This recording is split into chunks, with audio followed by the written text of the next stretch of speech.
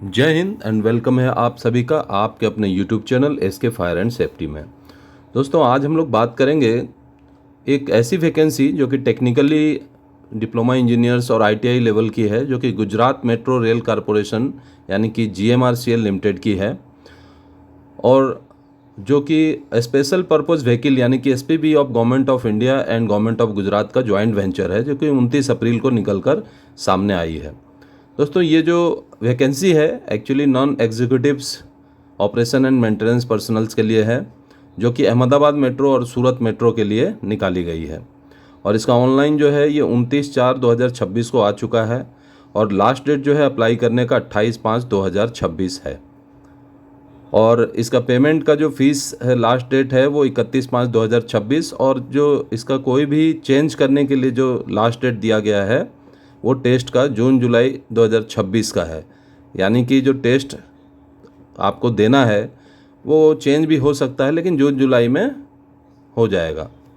अभी हम लोग बात करें इसके पोस्ट कोड की, तो पोस्ट कोड नंबर 1 जो कि स्टेशन कंट्रोलर ट्रेन ऑपरेटर की है, और जिसकी आईडीए स्केल यानी कि इंडस्ट्रियल जो स्केल रहने वाली है वो 33,000 से लेके 1 लाख तक की रहने वाली है।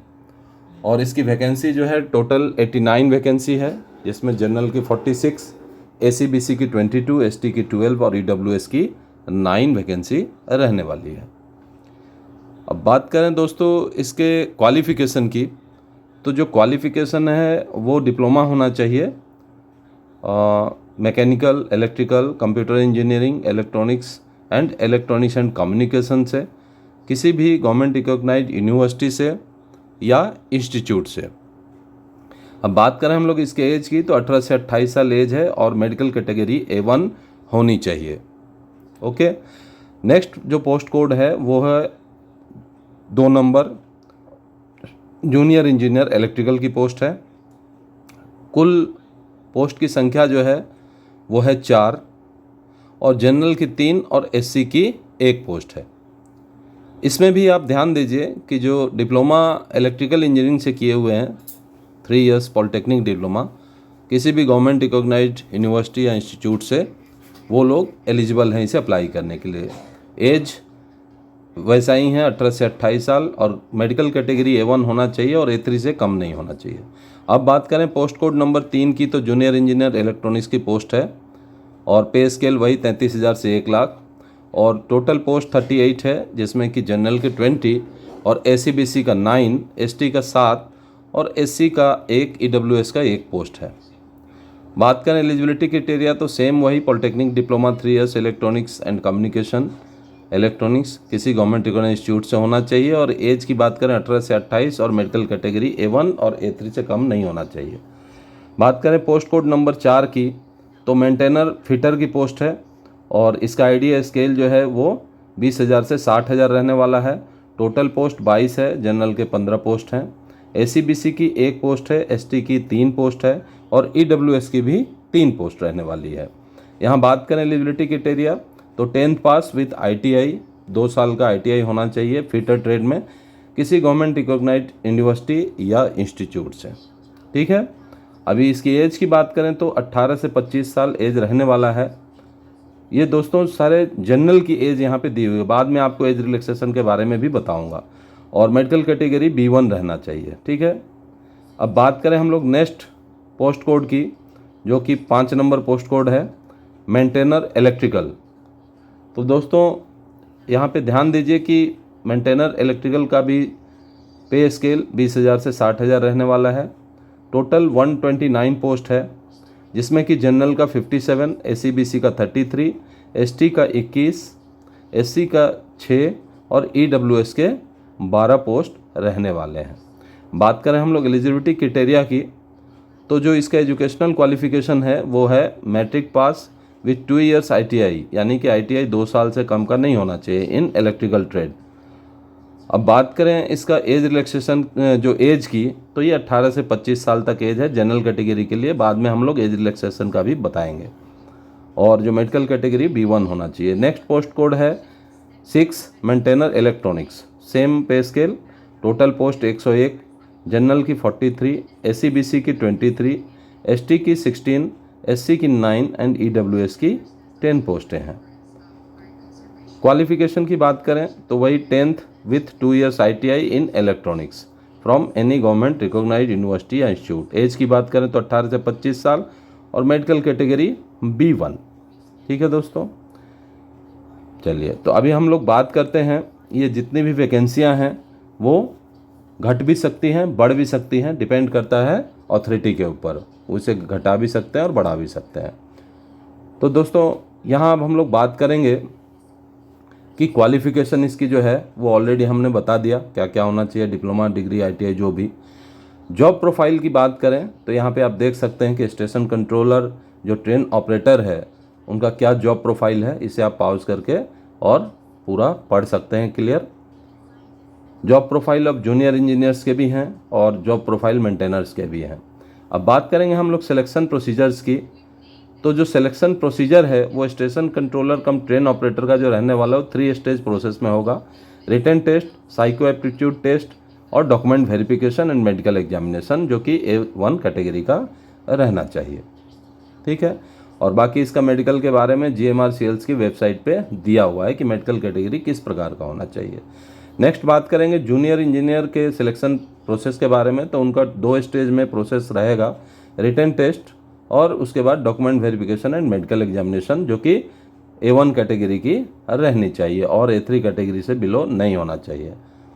नेक्स्ट हम लोग बात करेंगे मेंटेनेंस का सिलेक्शन मेथोडोलॉजी के बारे में, तो उनके 2 स्टेज प्रोसेस, रिटन टेस्ट और document verification and medical examination, जो कि B1 कैटेगरी का रहना चाहिए, और इसके बारे में भी डिटेल आप GMRCLs के वेबसाइट पे देख सकते हैं। अभी हम लोग बात करेंगे एग्जामिनेशन पैटर्न की, तो एग्जामिनेशन पैटर्न जो है उसमें मल्टीपल चॉइस क्वेश्चंस आने वाले हैं OMR बेस्ड सीट पे, है ना। तो सारे क्वेश्चन जो हैं वो क्वेश्चन पेपर इंग्लिश में रहेंगे। तो नेक्स्ट हम लोग बात करें कि station controller, train operator and junior engineer, इनका जो पेपर आने वाला है वो 120 क्वेश्चंस का पेपर होगा, जो कि एक क्वेश्चन 1 मार्क का रहेगा, जिसमें टेक्निकल नॉलेज के 40 question, Gujarati language 20 question, logical ability and reasoning के 20 क्वेश्चन एंड क्वांटिटेटिव एप्टीट्यूड के 20 क्वेश्चन और जनरल इंग्लिश के 20 क्वेश्चन रहेंगे। अभी बात करें हम लोग मेंटेनेंस की, तो इनका 100 क्वेश्चन का जो है पेपर आएगा, एक क्वेश्चन 1 मार्क का, जिसमें 40 क्वेश्चन रहेंगे टेक्निकल नॉलेज, 20 क्वेश्चन रहेंगे Gujarati language, logical ability and reasoning के रहेंगे 15 क्वेश्चन, क्वांटिटेटिव एप्टीट्यूड के 10 क्वेश्चन एंड जनरल इंग्लिश के 15 क्वेश्चन। अच्छा, इसमें ध्यान दीजिए कि सारे क्वेश्चन जो हैं उनको अटेम्प्ट करना कंपलसरी है, और इसमें निगेटिव मार्किंग भी है। अगर आपने एक प्रश्न का गलत उत्तर दिया तो 0.25 मार्क्स आपके कट जाएंगे, और जो ड्यूरेशन है टेस्ट का वो 120 मिनट है, यानी कि 2 घंटे। क्लियर। अभी इसमें ध्यान दीजिएगा कि जो गुजराती लैंग्वेज का जो टेस्ट है वो जस्ट क्वालिफाइंग नेचर का है, और उसे पास करने के लिए आपको मिनिमम जनरल कैटेगरी वालों को 60% एंड रिजर्व कैटेगरी को 50%, तो रिजर्व कैटेगरी में भी ध्यान दीजिएगा कि 50% आने से वो क्वालिफाई हो जाएंगे। अभी नेक्स्ट हम लोग बात करेंगे कि जो भी इसका टेस्ट क्वालिफाइंग टेस्ट है उसमें जस्ट आपको क्वालिफाइंग मार्क्स लाने हैं। नेक्स्ट है मेडिकल एग्जामिनेशन, तो मेडिकल एग्जामिनेशन जो GMRCL की वेबसाइट है वहाँ पे आप जाके देख सकते हैं किस प्रकार से मेडिकल होगा और क्या क्या क्राइटेरिया रहेगा। और आपको नेक्स्ट जो है कैरेक्टर एंड एंटीसीडेंट्स सर्टिफिकेट भी आपका वो मांगेंगे या वो खुद वेरिफिकेशन कराएंगे, उसके बाद ही अपॉइंटमेंट देंगे। ठीक है, चलिए अभी हम लोग नेक्स्ट बात करेंगे इसके और भी जो एलिजिबिलिटी क्राइटेरिया है उसके बारे में, जैसा कि श्योरिटी बॉन्ड। तो श्योरिटी बॉन्ड जो है वो आपका सिलेक्शन होने के बाद श्योरिटी बॉन्ड रहेगा, जो कि मिनिमम 3 इयर्स का रहने वाला है। तो 3 साल के अंदर अगर आप छोड़ के जाते हैं तो उतने पैसे आपको जमा करने पड़ेंगे। ठीक है, तो इसमें ध्यान दीजिएगा कि जो station controller cum train operator जो है उनको 2,50,000 का सिक्योरिटी बॉन्ड जमा करना पड़ेगा, और जो मेंटेनर्स हैं उनके सिक्योरिटी बॉन्ड 1,25,000 का रहने वाला है, और उन्हें अगर छोड़कर जाना भी है तो 3 महीना पहले प्रियर नोटिस मैनेजमेंट को देनी पड़ेगी। नेक्स्ट जो है ट्रेनिंग एंड कॉन्ट्रैक्ट पीरियड है, इसे आप देख सकते हैं, आपका ट्रेनिंग जो है वो कितने दिनों का रहेगा, उसके बाद प्रोबेशन पीरियड 2 साल का रहेगा। तो ये सब चीज़ें आप इसको रोक कर पॉज करके और आराम से पढ़ लीजिए डिटेल में, और इसकी जानकारी आप ले लीजिए। बेसिक चीज़ें तो हम बता ही देते हैं, तो इसके बारे में हम लोग बात करें तो दोस्तों बहुत ही अच्छी वैकेंसी है ये, और इसकी आप पूरी तैयारी करें और फिर इसे अच्छे से पढ़ के और फिर अप्लाई करें, जिससे कि कहीं कोई भूल ना रह जाए जो कि बाद में आपको कॉल लेटर आने में या मिलने में दिक्कत हो। अभी हम लोग बात करेंगे पे एंड एमुलेंट्स की। तो जो पेमेंट रहेगा वो स्टाइपेंड आपको मिलने वाला है during training period. Station control and train operator के 18,000, जूनियर इंजीनियर 18,000 और मेंटेनर के 14,000। और ट्रेनिंग के बाद जब तक आपका प्रोबेशन पीरियड रहेगा तब तक भी आपको स्टाइपेंड मिलेगा 20,000, 20,000 और 16,000 रेस्पेक्टिव रैंक के हिसाब से, ठीक है। और जब आपके 2 साल के प्रोबेशन पीरियड कंप्लीट हो जाएंगे तो आपको आईडीए रूल लागू हो जाएगा, आपकी बेसिक वगैरह सब फिक्स हो जाएगी। अब यहाँ हम लोग बात करेंगे एज कंसेशन की। तो जो ACBC EWS SC ST male candidates हैं गुजरात रीजन के ओनली, उनको 5 ईयर्स का एज रिलैक्सेशन रहने वाला है। और ACBC EWS SC ST women candidates जो हैं गुजरात ओरिजिन के, उनके 10 साल का छूट रहने वाला है। इसमें 5 साल का वुमेन का रहने वाला है। वुमेन कैटेगरी के अनरिजर्व जो कैटेगरी के हैं उनको 5 ईयर्स का छूट रहने वाला है। मिलिट्री सर्विस के जो हैं उनकी जितनी मिलिट्री में उन्होंने सेवा दी प्लस 3 ईयर्स का उनको छूट रहने वाला है, जो कि मैक्सिमम अप टू 45 ईयर्स तक रहेगा। अब हम लोग बात करें पेमेंट ऑफ एप्लीकेशन फ़ी की। तो जो जनरल कैटेगरी UR कैटेगरी के लोग हैं उनको 600 रुपये प्लस सर्विस टैक्स देने होंगे। और SC ST SCBC EWS women ex serviceman candidates को 300 रुपये इंक्लूडिंग सर्विस टैक्स देने होंगे, ठीक है। तो दोस्तों इस बात पर भी ध्यान रखिएगा कि आपका जो ये फीस है वो नॉन रिफंडेबल है, तो इसलिए सोच समझ के हर चीज़ अप्लाई करने के बाद लास्ट में आप फीस को जमा करें। अब यहाँ पे देखिए, जो भी ट्रांजैक्शन होगा बैंक से वो एक बार आपने जमा कर दिया तो ये क्लियर है कि नॉन रिफंडेबल है। अभी हम लोग अप्लाई कैसे करना है उसे देखते हैं। तो इसमें जो डिटेल गाइडलाइन और प्रोसीजर्स दिया हुआ है उसमें ऑनलाइन एप्लीकेशन रजिस्ट्रेशन कराना है, photograph and signature scan and upload करना है और ऑनलाइन पेमेंट ऑफ फीस करना है, जो कि लास्ट डेट आपका 28 मई 2026 रहने वाला है।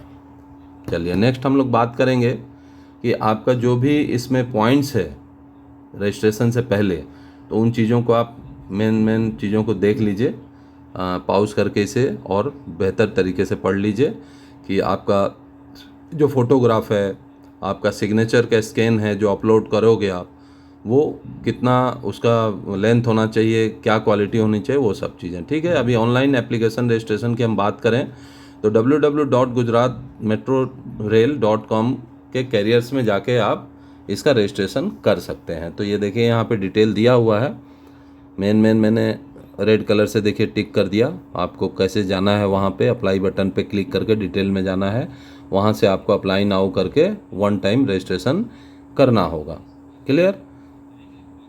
तो वहाँ पे जो भी डिटेल मांगेगा आप वो डिटेल भर के इसे अप्लाई कर सकते हैं। इसी प्रकार ये सारी चीज़ों को आप और ध्यान से पढ़ लीजिए, देख लीजिए, और अगर ऑनलाइन अप्लाई करने में कोई दिक्कत आती है तो आप बेहिचक मुझे कांटेक्ट कर सकते हैं। यहाँ पर ध्यान दीजिएगा कि 1 टाइम रजिस्ट्रेशन जब आप कराओगे तो जो भी आपका एप्लीकेशन में name, father's name, mother's name, gender, date of birth, marital status, category, present address, permanent address, mobile number, email ID, Aadhaar card number, nationality, education qualification वगैरह आपका सही होना चाहिए। अगर इसमें आपने गलत भर दिया तो फिर वो आपका एडिट करने का कोई चांस नहीं मिलेगा और आपका गलत होने की वजह से आगे चल के दिक्कत आएगी। अगर आपका सिलेक्शन हो भी जाता है तो आपको रिजेक्ट कर दिया जाएगा, क्लियर। चलिए अभी यहाँ पे आगे और आप देख लीजिए ध्यान से, क्योंकि जो भी इम्पोर्टेंट चीज़ें हैं वो तो मैं आपको बता देता हूँ, बट आगे और क्लियर जानने के लिए आप इसे पॉज करके बीच बीच में पढ़ लें।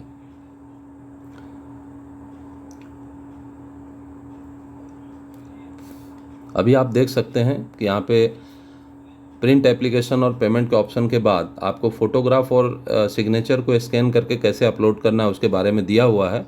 तो आप फोटोग्राफ का इमेज जो है और सिग्नेचर का इमेज वगैरह कितना पिक्सल में होना चाहिए डिटेल में जान लीजिए।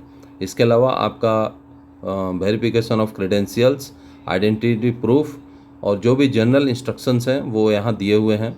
यहाँ पे एक ध्यान दीजिएगा कि जो कैंडिडेट ऑलरेडी गवर्नमेंट या PSU सेक्टर में एम्प्लॉई हैं उन्हें नो ऑब्जेक्शन सर्टिफिकेट्स की रिक्वायरमेंट होगी, अतः अपने डिपार्टमेंट के थ्रू ही अप्लाई करें जिससे कि आगे चलकर आपको नो ऑब्जेक्शन सर्टिफिकेट प्राप्त हो सके। ठीक है, अभी यहाँ पर ध्यान दीजिएगा कि जो कैंडिडेट्स गुजरात में कहीं भी जॉब करने के लिए इच्छुक हैं वही इसे अप्लाई करें। ठीक है, आगे इसे और देख लीजिए क्लियर। तो दोस्तों ये थी आप लोगों को वैकेंसी के बारे में जानकारी। आगे इसी प्रकार की वैकेंसी को प्राप्त करने के लिए हमारे चैनल से जुड़े रहें और मेरे channel SK fire and safety को लाइक शेयर सब्सक्राइब जरूर करें और हाई बटन दबाना ना भूलें। जय हिंद, वंदे मातरम।